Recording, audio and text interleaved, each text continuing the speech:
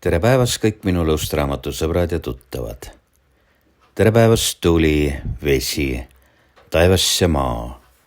Tere päevast kosmos ja galaktika.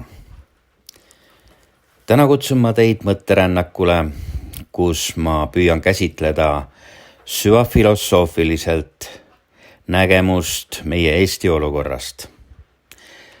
Ma luban, et ma püüan rääkida kuidagi hästi tasakaalukalt, ilma vandumata ja ropendamata, mida muidugi mul väga raske vahetevahel teha, kuid see tänane teema on sedavõrd sügav ja süvamõtteline, et ma hoidun absoluutselt igasugustest sellistest erksatest emotsioonidest.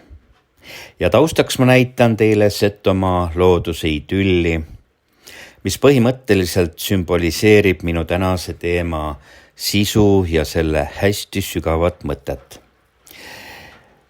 Koos selle teema siis nagu inspiratsiooniga ja selle tausta filmimisega sündis see lugu, mida ma siis täna kohe rääkima hakkan. Ja selle kõige fundamentaalne selline nägemus ja suur pilt. Ning see on järjekordselt selline mind ka isiklikult väga puudutav mõttelõng, mida ma arutama hakkan. Aga enne kui ma alustan selle teemaga, ma tahan veel ära mainida ka sellise tõsiasja, et kui eile täna oleme me kirjutanud siin mõned artiklid faktivalgusesse Eesti olukorrast ja süvafilosoofilisest mingist nägemusest, siis Lõustaraamat on alustanud järjekordselt nende artiklite piiramist ja kustutamist, sest need ei lähe kokku sarviliste üldise agendaga. Te teate küll, kes need sarvilised on, kuidas nad käituvad Lõustaraamatus. Aga õnneks on meil olemas faktivalguse meedium, vaba ja tsentraliseeritud keskkond, ning kuhu siis globalistide ja satanistide karvane käsi ei ulatu. Nad on püüdnud seda mitmeid kordi teha. Isegi üks hullike rääkis keelamisest. No jah, ma ei taha nagu selles kontekstis midagi rohkem lisada, vaid ikkagi keskenduks siis tänasele mõttele, sest see võib jälle mind vanduma panna ja prantsuskeelset sõnavara kasutama sundida. Ja tänane mõte siis tõstatab taas üles tegelikult ilmasõdalase filosoofia vajaduse, et üleüldse selles maailmas, mis meid ümbritseb, midagi muutuks. Ja siis vaikselt nüüd teema juurde. Ma tahan, et te nagu kujutleksite ette seda pilti, mida ma nüüd püüan kirjeldada. Ja see juhtus eilses vihmasajus, kui ma sattusin silmitsi sellise väga õõvastava vaatepildiga, mis jääb mulle võib-olla eluks ajaks isegi meelde. Aga jällegi nagu mul juhtub, tuli nagu välk selgest taevast ja mulle lõi nagu ilmutise ette. Ja ma olin parkimas Lõuna-Eestis Setomaal oma autot sellisel metsavahelisel teel, kui äkitselt ilmus ühe metsamehe jiibiline, teate ise, missugused need välja näevad.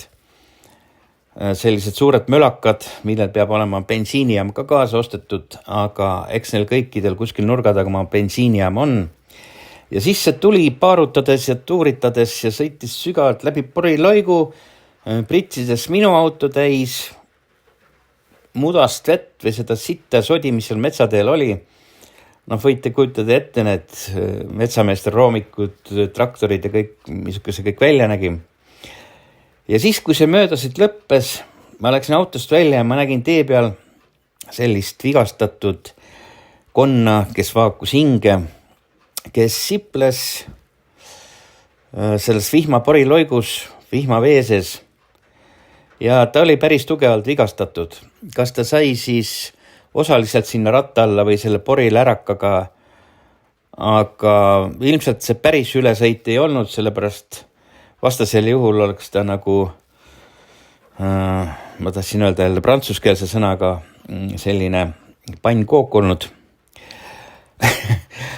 Ja ma võtsin selle konna õrnalt kätte ja viisin ta kraavi servale. Võib-olla tal oli mingisugune afektiseisund, aga üldiselt ta nagu ikkagi oli väga palju vigastatud. Ja ma lugesin talle peale siis mõned lohutavad sellised võlusõnad ja palusin siis kõrgemalt poolt kogu südamest, et ta paraneks.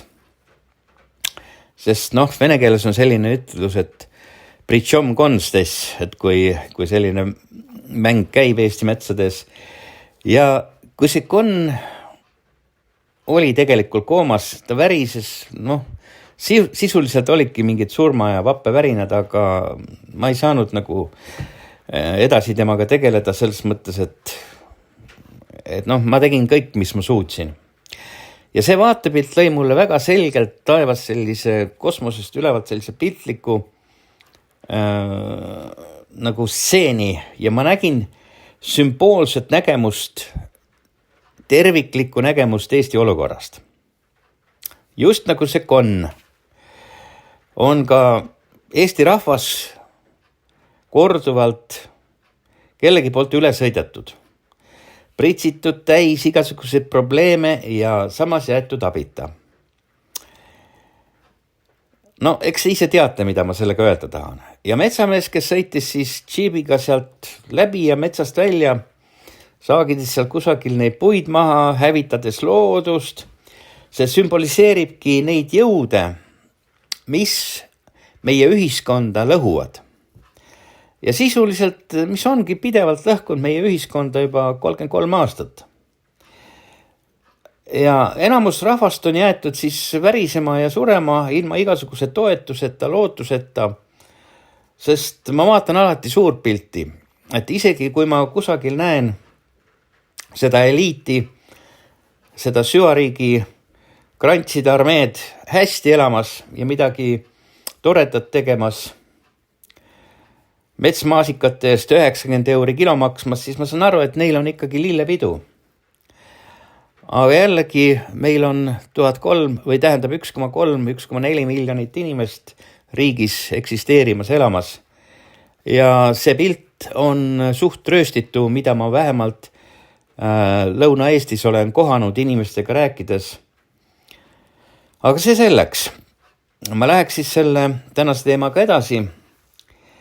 Ja siis see olukord ja siis sellel sügaval pimedal hetkel, kus me oleme, on tegelikult alati võimalus paranemiseks. Isegi halvatud hakkavad kõndima.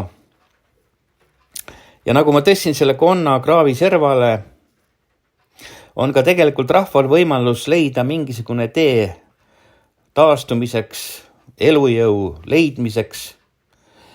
Kuid ma ei ole mingi püha isa ega mingi kirikuõpetaja kusagil ega mingi partorg, kes kutsub üles inimesi, et me peame seda tegema, teist ja kolmandat tegema, sest seda ja teist ja kolmandat olete te 33 aastat teinud läbi erakondade igasuguste hüüdlausete. Tulemus on käes. Ma pigem vihjaks, et siiski on vaja sügavat sellist vaimset ärkamist. Eesti on vist vaimselt mitmeid kordi ärganud ja on vaja filosoofilist teekonda. Ja sellest ma tahaks nüüd rääkida. Sest ei ole mõtet üldse mingit konspektipõhist juttu ajada, mingit parketipõhist juttu ajada, mingit parteipoliitilist juttu ajada. See on kõik selline asi, millel enam ei ole mitte mingisugust tähtsust. Ja ma ikkagi vaataks seda kui väga sügavat kriisi tegelikult. Ma ei tea, kas see on see kuristiku põhi veel või ei ole, aga ma arvan, et see on päris lähedal sellele. Kuid need kriisid on alati olnud inimkonna ajaloos selliseks transformatsiooni allikaks. Nad sunnivad ühiskondi inimesi vaatama sügavale enda sisse ja siis ühel hetkel, kui see on nagu välja kannatamatu, see ei tule kõikidele korraga. See tuleb samm-sammult, teid praetakse teistpidi nagu seda sama vigastatud konna pannil. Ja siis sunnitakse leidma neid uusi viise eksisteerimiseks, mitte siis nagu ühiskonna poolt, vaid lihtsalt elu ja selle olemuse poolt, sest kõik te tahate süüa, kõik te tahate juua, kõigil on lapsed vaja kasvatada, kõigil on vaja puhast vett, rahulikku und, peavarju. Aga no kuidas sa saad seda teha, kui see metsamehe masin mõnikord paneb isegi päevas korra teist üle anna? Ja ma arvangi niimoodi, et see vaimne ärkamine, et see ei tohiks olla absoluutselt mingite poliitiliste ja majanduslike muutuste kaudu, vaid ongi vaja mingisugust täielikult süva transformatsiooni läbi elada, midagi läbi tunda. Võib-olla see tunne on läbi mingi meeletu isikliku valu, kaotuse, mingi kibestumise läbi. No ma tean, mida ma räägin, ütleme niimoodi. Et mina olen elus seda tundnud väga kaua aega tagasi. Jah, see oli enne seda, kui ma Eestiga lõpparve tegin. Aga see andis ka selle impulsi kõigeks selleks, mis on pannud aluse sellele, miks ma täna seda nii vabalt kõike räägin ja suudan seda rääkida ilma ühegi hirmuta, ilma ühegi põhimõtteliselt sisuliselt ka eesmärgita, vaid ma teen seda, mida sealt ülevalt see kosmos ja galaktika mulle ütleb, et sa pead nüüd seda tegema. Ja ma ei teinud seda sellel õhtul, kui ma aerutasin seal, vaid ma sealsamas aeropaadis mõtlesin selle asja üle sügavuti ja ma sügavalt kaalusin, et kuidas ma seda esitlema hakkan. No vot, ja mis siis on vaja tegelikult teha?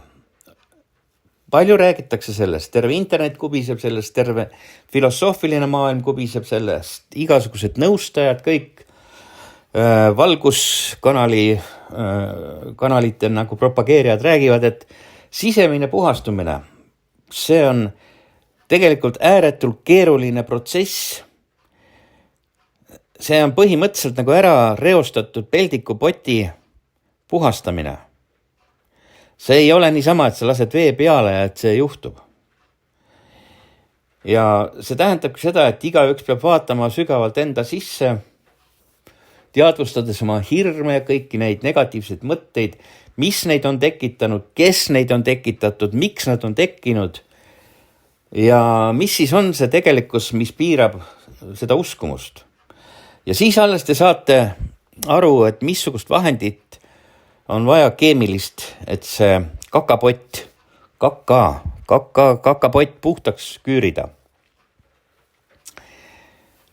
Aga nagu sellises ilusas kuvandis sisemine puhastumine algabki nagu mingi meditatsiooni ja enesekaemuse kaudu ilmselgelt, et seda ei tohiks väga võtta sellise kakapoti sündroomina, kuid piltlikult öeldes on see väga hea väljendus, kuidas nagu aru saada, mis tegelikult toimub. Ja tuleb leida aega vaikuseks, nii nagu mina Setomaa looduses aerutasin, mõtisklesin, mediteerisin. Ja sa leiad oma teadvuse mingid sügavamad kihid, uurid neid mõtetes ja teed siis väikseid märkuseid, teed väikest restarti võib-olla oma kahe kõrva vahele. Ja see ongi selline teekond, mis nõuab julgust. Sest julgus ongi ainus asi, mis kogu aeg takistab inimestel olla ausad eelkõige enese vastu, teiste vastu. Sest kogu aeg käib mingi vale, pettus, susserdamine ellujäämise nimel. Kõik arvavad, et see on okei, kui ma vähekesegi teen asju nii, nagu ma ei taha nendest rääkida. Aga see on vale. Ja see julgus, see avabki tegelikult ukse sügavamale mõistmisele ja sellele rahule.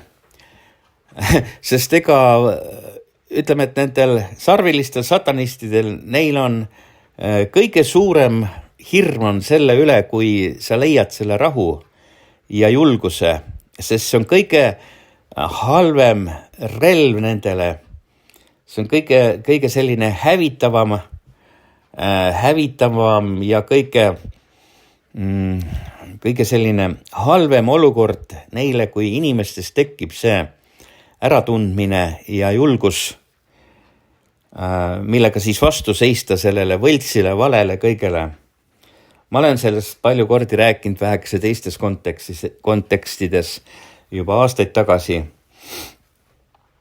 Ja otse loomulikult siit edasi järgmine samm on kollektiivne eneseteadvus, aga kuidas sa leiad seda ühist identiteeti ja eesmärki, mis on seotud kõik selle argusega, seotud kõik selle vastandamisega, kõik sellega, mis teile peale surutakse alateadvusesse iga päev, igasugune viha õhutamine, näpuga näitamine, tühistamine, et need käivad nagu lainetuste kaupa ja lõpuks sinust jääb järgi nagu ahervare, kus tuul puhub läbi ja sa ei ole suuteline oma nägu pöörama ei peegli ette ega kellegi teise ette, sest sa värised nagu mingi tühi püks kusagil poe nurga taga hommikul, kes hoiab oma seda banaani seal väikest käe otsas ja väristab seda tuule käes ja mõtleb, et kuidas ma täna saaks oma tervist ravida.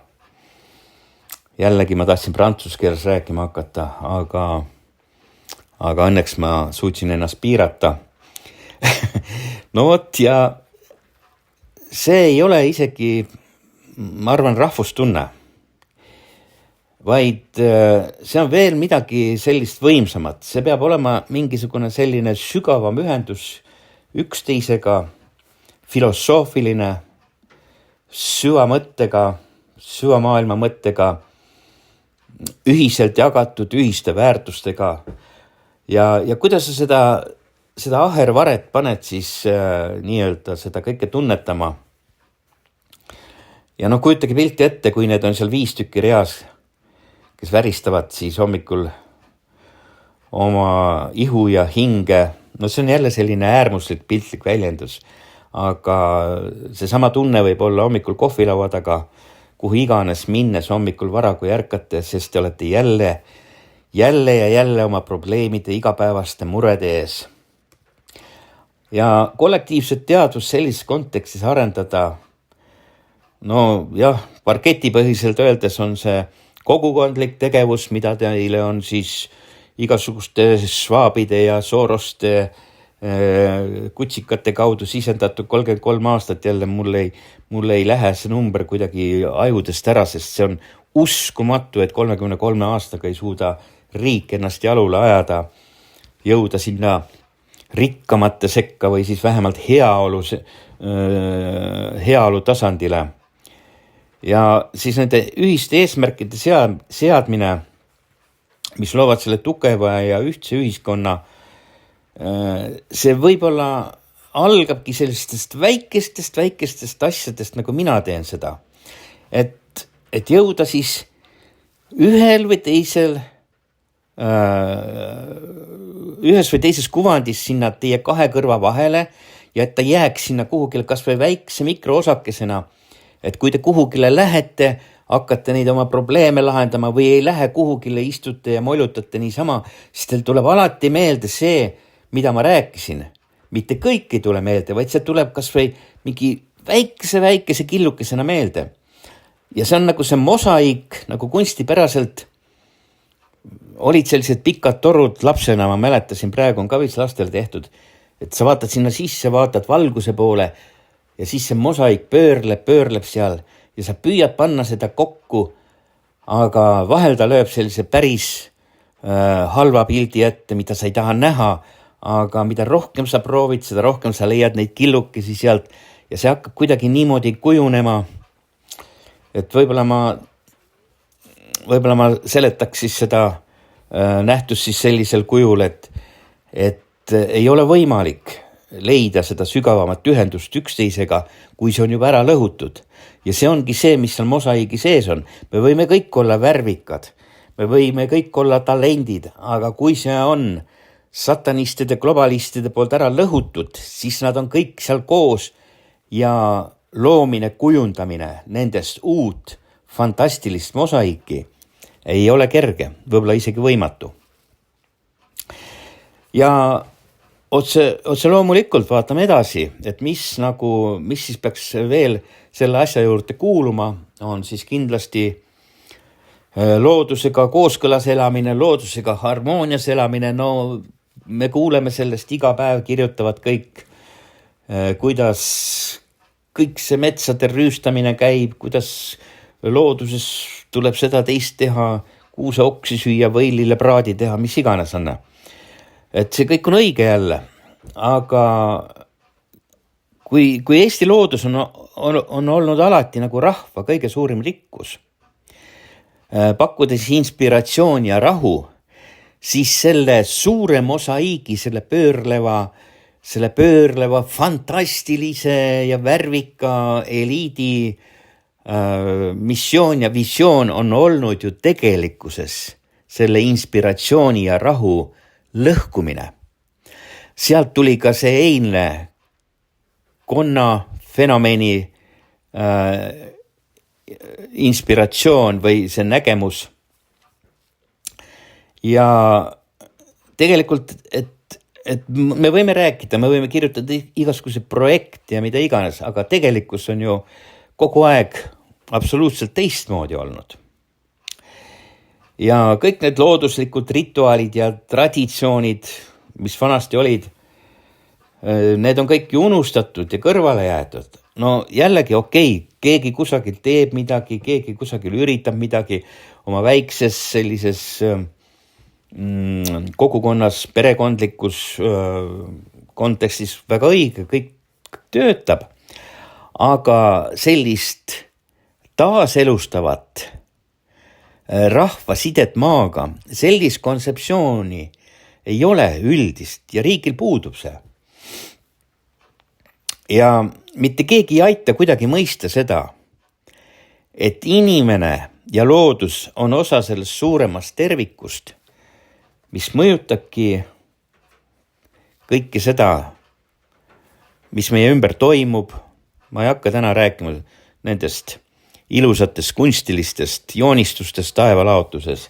Jälle mul tahtis prantsus keel suust välja tulla. Ja sellist nagu filosoofiat terviklikku, seda ei ole. Et ma võib-olla püüan siis nagu rääkida selles kontekstis jällegi, mida meil ei ole või mida me peame tegema. See, mida me peame tegema, seda te peate ise nagu aru saama.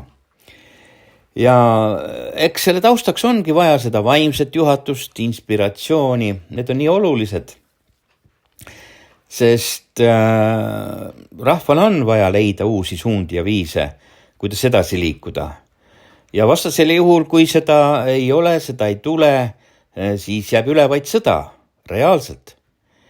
Sest igale lollile peaks ükskord kõrvade vahele jõudma, vabandan väga, jälle tuli üle keele otsa, et ega teist teed ei ole ju tegelikult, sest kõik need eliidid, suured tähtsad, kes teie ajusid loputavad ja pesevad, see on nende eesmärk nüüd terves Euroopa kontekstist viia siis kogu see värk vastuseisuks Venemaaga ja nalja siin ei ole.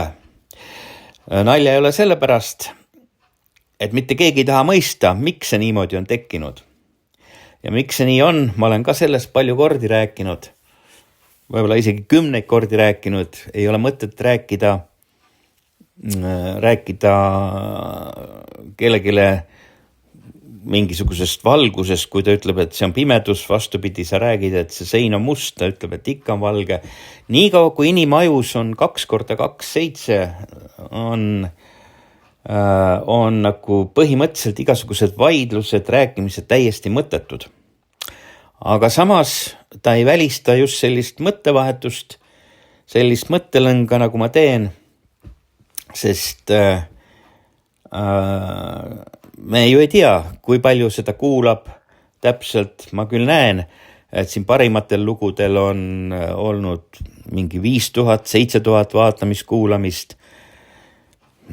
Pimeda muusiku annetuslugudel oli peaaegu 30 000 vaatamiskuulamist. Ja väga hea, kui kas või see üks mosaiigi killukene siis leiab sellest mingi mõtte. Ja tegelikult ju meil ei ole selliseid juhti ja visionääre ka, kes suudavad pakkuda mingeid uusi ideid ja inspireerida rahvast uutele kõrgustele, sellepärast et kõik käib läbi poliitika, kõik käib läbi poliitiliste ambitsioonide, läbi erakondade ja väga hästi on ka näha, kuidas see poliitiline ambitsioon, erakondlik filosoofia muutub vastavalt sinnapoole, kus poolt tuul on, vastavalt sinnapoole, kus parem on, kus tagumiku all oleks 2 kannikale topelttugi, kus oleks rohkem pappi, ämma öökappe, seda värki-särki, kus saaks positsiooni, kus saaks mingisugust sellist ütleme tunnustust, et kõik sind kuulaksid, selle jaoks need erakonnad on. Sest siis on jälle elu lill, kui saaks nii-öelda mäeharjale, et saaks liugu lasta seal tõusulaine serva peal. 33 aastat on niimoodi toimunud. Ja ei ole neid vaimseid ja filosoofilisi mõtlejaid. Või on nende suu kinni pandud, või on nad haigeks jäänud, või ma ei tea, kuhu nad kõik kadunud on. Varem ikka oli neid. Ma mäletan eelmiste põlvkondade ajal, kui mina veel nii-öelda noor olin. No võt, aga see noorus ja vanadus on ka suhteline, et kui sa näiteks vaatad oma koduõuel mingi puud kasvamist või selle olekut praeguses situatsioonis või tänas päevas või tänases hetkes, siis sa näed, et aega saab mõõta vaid selle taustal, et mis hommikul oli, kas tuul oli, kas puuoksad liikusid või siis aastate lõikes seal kasvu poolest, et kui kõrgele ta juba kasvanud on. Aga tegelikult see aeg ja ruum, see kõik ju seisab meie ümber, et mitte mingisugust sellist silmnähtavat pöörlemist või liikumist, nagu me siin kuskil suures galaktikas ringi tuiskame, et me ei näe seda. Ja meie elu on täpselt samamoodi nagu seiskund. Me ei näe seda enam, et tuleksid kusagilt mingid vaimsed, filosoofilised mõtlejad, inimesed välja. Sest see teema on päris keeruline, kuidas seda kõike esitleda, rääkida. Kunstnikud, visionäärid, no ma ei tea, kas on kusagil mingit suur kunsti keegi väga teinud või mingisuguseid suuri visionääre olnud, kes on väga kohe võtnud endale siis missiooniks parandada seda maailma, sest hirm, veel kord, hirm. Kogu see süsteem on inimesed hirmu alla pannud, visionääride vastu algatatakse igasuguseid piiravaid asju ja need, kes suudavad näidata teed ja pakkuda inspiratsiooni, nad teevad seda, aga nad teevad kuidagi seda teistmoodi. Võib-olla siis mingis ringkonnas, kogukondades, kus on väikene, sest ei ole ju mõtet nii kaua, kui seda nii-öelda nipsu ei käi, visata päästerõngast uppujale sinna Pärnu lahe peale, kes ujub mere poole ja tahab seal kusagilt, ma ei tea, Ikla kandist ujuda üle Saaremaale näiteks, teades, et ta uppub kindlasti ära. Ja seal päästerõngal ei ole mitte mingit mõtet ja ei ole siis sellel vaimsel ja filosoofilisel suunanäitajal ka mingit mõtet seda teha. Ja kollektiivne une nägemine võib-olla on see või niimoodi, et peaks nagu kollektiivselt hakkama und nägema mingist uuest visioonist ja tulevikust. Või kas või unistustes. Et isegi kui unistusi saaks kirja panna, et see oleks ka väga kõva relv ja sõna. Aga need kindlasti ei tohiks piirduda mingite materiaalsete saavutustega. Vaid nad peaksid ikkagi hõlmama sellist emotsionaalset sisemisküllust eelkõige, sest kui inimene on terve, kui inimese hing ja vaim on terve, siis on tal võimalus alles isegi seda kollektiivset unenägemist või unenägu näha ja kujundada läbi selle siis seda uut reaalsust, et see on nagu väikesel lapsel, seal 3-4 aastasel on maailma nägemus ilus ja puhas ja luues siis alguse mingile uuele helgele tulevikule. Aga püüa sa rääkida seda inimestele, kes sellest ei saa aru, kes ei taha aru saada, sest kõik on ju vinks-vonks. Kõik on vinks-vonks ja see, kellel ei ole vinks-vonks suur enamus, siis ütleme, et seal miljonist võib-olla, ma ei tea, 60-70%. Igasugused haigused, igasugused hädad, kõik. No need on juba nagu nii-öelda ahervaremeks tehtud, nagu ma enne rääkisin. Ja ega võtame ka sellise vaatenurgalt, käsitleme seda, et selline filosoofiline ja vaimne teekond on täis igasuguseid ohtusid. Sest peab puruloll olema, kui aru keegi ei saa, et globaalsed poliitilised ja igasugused majanduslikud jõud, sisuliselt kartellid, mis ka Eestis kõik toimivad, need kontrollivad suurt osa siis kohalikus kontekstis, aga suurt osa maailma ressurssidest ja otsustest ja nad tegelikult ei soovi absoluutselt näha, et rahvad ärkaksid ja saavutaksid sellise kõrge energiataseme, sest see on kõige hullem, mis üldse olla saab. Ja nad hoiavadki meid niimoodi kuidagi madalatel energiasagedustel, sest inimene on ju loll, ta ei oska ise endale energiasagedust välja genereerida. Ta keerab ainult nuppu, ta liigutab ainult puldi nuppu.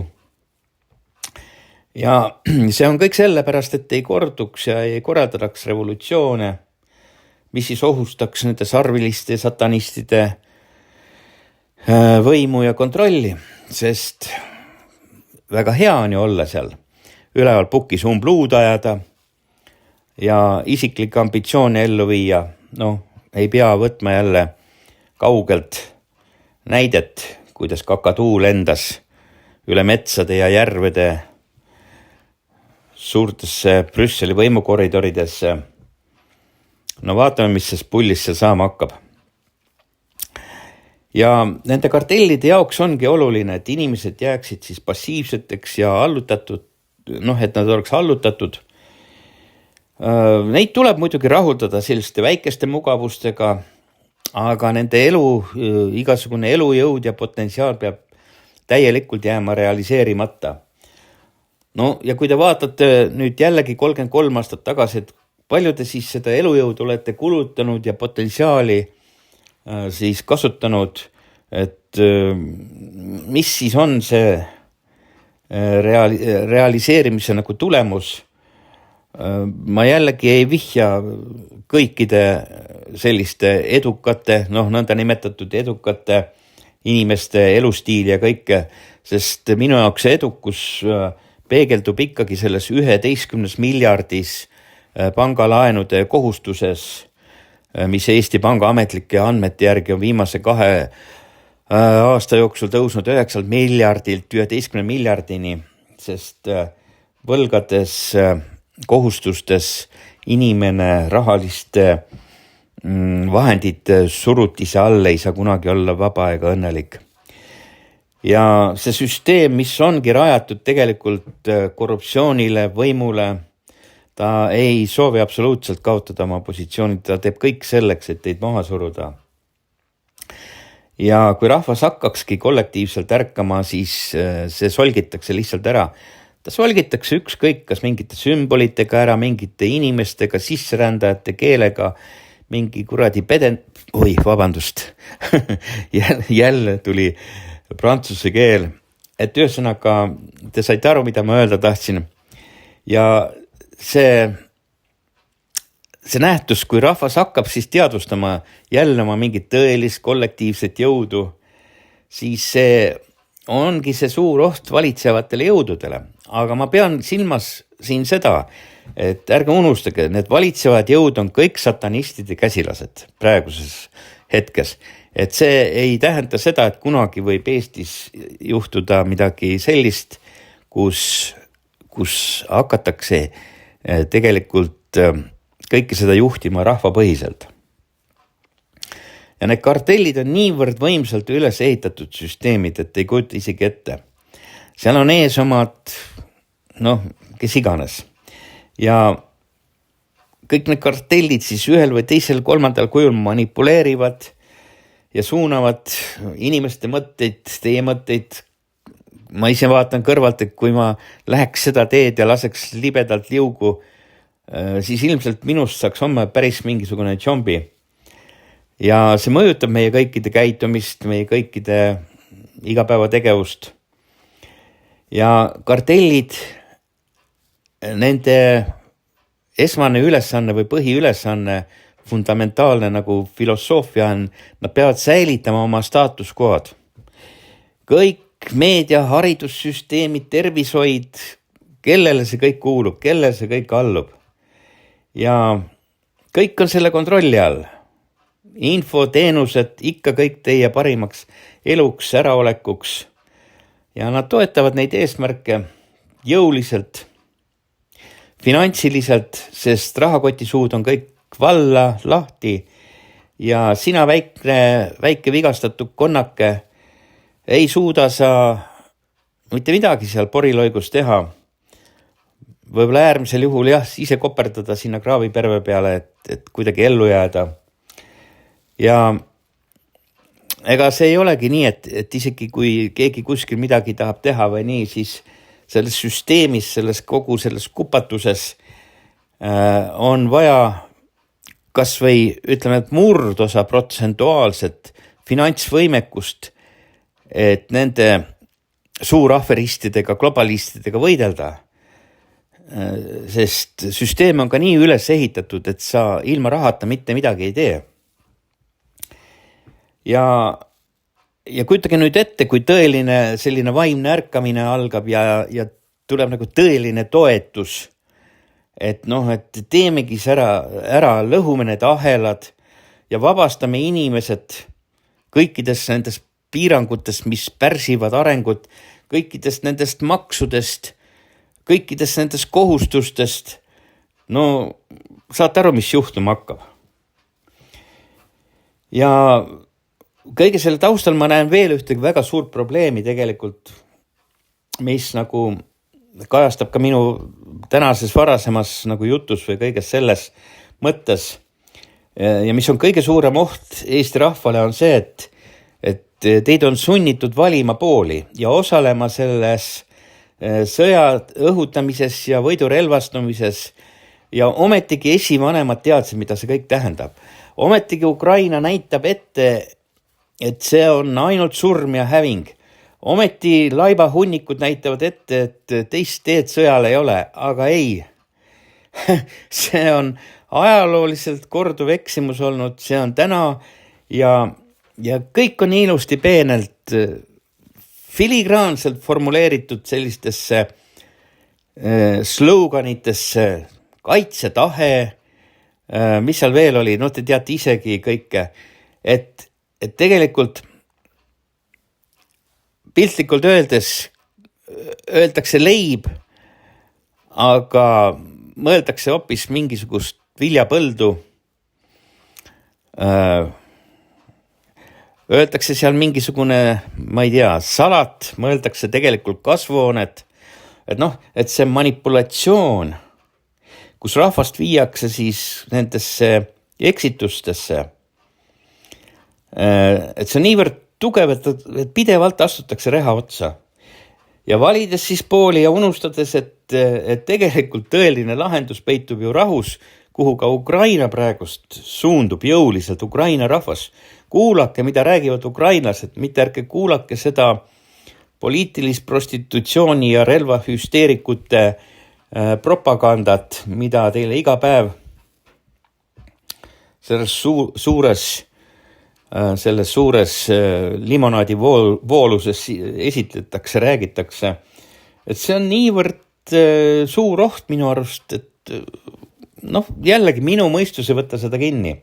Et see sõja õhutamine ja relvastumine ei ole mitte kunagi toonud kaasa lahendust. Täpselt nii, nagu algas Ukraina sõda 2022.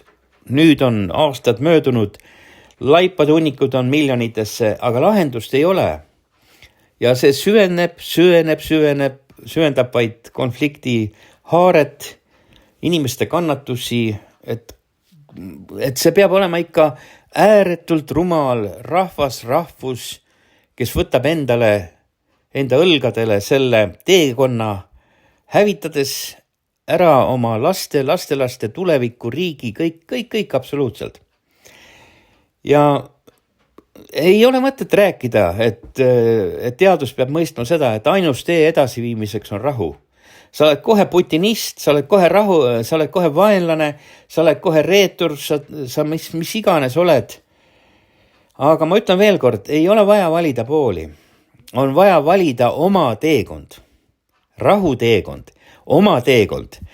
Sest riik on nagu perekond. Kui sul on kodus peretülid, arusaamatused, igasugused intrigeerivad situatsioonid, oma majas, oma peres, oma nii-öelda lähedastega, ümbruskonnaga, siis on kaks võimalust, kas see laguneb või sa astud sellest välja, leiad rahutee, lähed oma teed, ehitad uue üles või siis see lõpeb katastroofiga.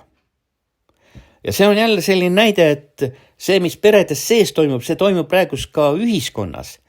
Sest kui need jamad on tegelikult viinud ka perede lagunemiseni, sest kui palju on inimesi, kellel on mees ja naine, emad, isad, kõik on eri arvamustel, lahkarvamustel, kui palju on seda vastandamist loodud, jällegi nende samade globalistide, satanistide poolt, nende mõjutajate poolt. Te teate ise, miks mina pean seda teile rääkima hakkama. Ja rahu teekond on see, mis aitab rahval tõusta kusagile kõrgemale, saavutada siis seda tõelist vabadust ja õnne, sest intriigid, need viivad ainult hävingu suunas ja need ei lõppe mitte kunagi ära, kui sa ei muuda kardinaalselt siis seda lähenemist ja olekut. Ja mina arvan niimoodi, et ega siin muud valikut ei ole, kui rahval on aeg nagu vabaneda sellest mingisugusest kollektiivsest peale surutud koormast. Ja ma ei tea, mis sõnu kasutada, see vaimne ärkamine, see on nii ära leierdatud. Ja nagu ma ütlesin, et see ei seisne ainult poliitilistes ja majanduslikes muutustes, et see peab olema mingi väga sügav sisemine transformatsioon, mis toimuma peab. Kõik see puhastumine ja eneseteadvus ja loodusega kooskõlas elamine, ma ei tea. Ja see inspiratsioon ning kollektiivne uni, ma ei räägi koomat, milles ollakse, vaid selles koomas peab välja kasvama mingisugune uus unenägemine. Ja kui sa näed seda und kollektiivselt, siis võib-olla tõesti see viib mingite muutusteni, aga see olukord on ikka äärmiselt halb. ja ega see ärkamine või siis see kollektiivne unenägemine, see on nii ohtlik nende valitsevatele jõududele ja kujutage ette, kui te hakkate sellist und nägema, nagu mina näen vahetevahel. No on vaja hoida lihtsalt inimesi passiivsetena kontrolli all, sest vastasel juhul neil ei õnnestu kõik see, mida nad teevad, mida nad siiamaani on teinud. Ja ma vaatasin eile ühte klippi, ma ei tea, kas see oli uus või oli vana YouTube'is, oli Kalle Grünthal, rääkis ka umbes samast asjast, et kuidas seda kõike meie riiki ja rahvast ja kõike aetakse seda Schwabi kommionu siis väljaütlemise järgi, et teil ei ole mitte midagi, aga te olete õnnelikud. Ma ei mäleta, mis kanaleid see oli, aga põhimõtteliselt on vähemalt üks mees, kes julgeb seal välja öelda niimoodi ja rääkida sellest, mis tegelikult on. Ja ausalt öelda, kui mina oleks seal, ütleme, ma paneks ennast sinna nende vastantleeri nahka või kes seal kõik nad siis on ja selle poolt hääletavad, et mul oleks niivõrd häbi, et ma julgeks oma lastele ka otsa vaadata. Kui ma teeks seda sõnnikut toodaks, mida on 33 aastat siis toodetud, kuhuni on täna inimesed aetud, aga nad on nii nahaalsed, neil ei ole mitte grammi ka häbi, neil ei ole absoluutselt häbi, sest nad on kuningad, nad on omast arvast kuningad. Aga võtke need kuningad alast ja viige sauna lavale, siis te näete, et tegelikult on nad samasugused inimesed, lihtsalt nagu oleme meie. Ja ma arvan niimoodi, et Eesti tulevik peab algama selles mingis sügavas sisemuses. Sa teed kas või selles väikese panuse oma sisemuse avardamiseks ja selle muutuste teekonna siis algatamiseks. Ja võib-olla siis sa avastad seda oma tõelist olemust ja ühendust suurema tervikuga, sest kui kõik on konservatiivsed, kinnised, iga üks mõtleb, et ei, mina ei saa, mis minusse oleneb see, mina seda ei tee, las teised teevad, miks mind see puudutab, mul on kõik ilus ümberringi, aga ei ole, homme enam ei ole. Ja veel kord, see teekond nõuabki ääretult suurt julgust ja sügavat sisekaemust, sest need on ainukesed asjad, mis võivad kaasa tuua mingi väga sügava sellise püsiva tuleviku poole nagu avarduva muutuse, mis muudaks seda olukorda kas või vähekese paremaks või kas või, et see unenägu hakkaks realiseeruma. Mingi nägemus, et mis siis tegelikult kuidas võiks ennast parandada, kuidas võiks enda suhtumist parandada kellesse iganes naabritesse, kelles iganes, kellega sa igapäevaselt kokku puutud. Ja inimesed ei ole loomult ju tegelikult halvad. Nad oskavad kuulata, nad oskavad tegelikult aru saada, aga see nagu aeg, situatsioon, olukord, kus sa jõuad nende nagu sinna sisemuse, ma ei tea, kuskile südame tipukesse või nurgakesse, seda on väga raske leida ja saavutada, sest kõik voolavad selles satanismi kiirevoolulises jões ja selles voolus püüa sa sealt keegi kahvaga kinni ja tõmba kaldale ja räägi seda. Ma arvan, et hakkaks kohe vastuvoolu ujuma. Ja tegelikult see jõgi ka, kus ma siin aerutan, see on ka väga kiire vooluga ja mul tekkis selline mõte seal, et kui raske seda tegelikult teha on. Aga jällegi ei ole see eesmärk, ega sa ei saa uppujad päästa, kui ta läheb allavoolu. Lõpuks ta leiab ikka ennast kuskilt, kust iganes. Ja see filosoofia, millest ma siis püüdsin täna rääkida ja see nägemus, ongi see, et veel kord meeldetuletus, et kollektiivsest koomast on vaja kuidagi leida mingisugune väikene valgus, uus algus. Ma ei tea, kas need mõtted ja ideed pakuvad sügavat inspiratsiooni kellegile ja lootust,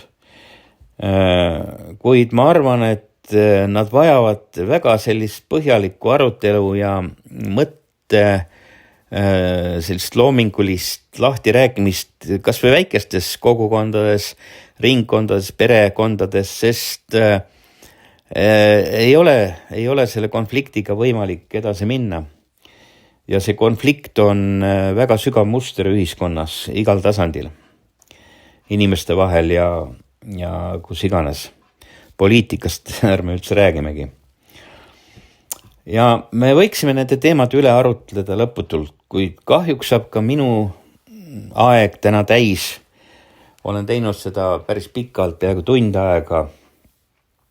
Ja kui teid on see arutelu kõnetanud ja tunnete, et te soovite nende teemadesse nagu süvitsi sukelduda võib-olla privaatses kontekstis, siis mul on teile ikkagi meeldetuletus ühest suurepärasest uudisest, et on veel vabu kohti, kuhu ma saan võtta huvilisi ja see on siis ilmasõdalase suvepäevadele kutse, mis toimuvad Setomaal.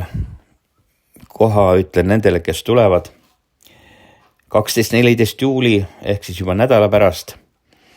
Ja see ongi selline ideaalne võimalus kohtuda just sarnaselt mõtlevate inimestega, arutada süvitsi kõiki neid asju, jagada mõtted, sõnumid, kogemusi, et leida neid uusi suundi, sest ega küsimus ei ole selles, et midagi peaks looma või mingisugust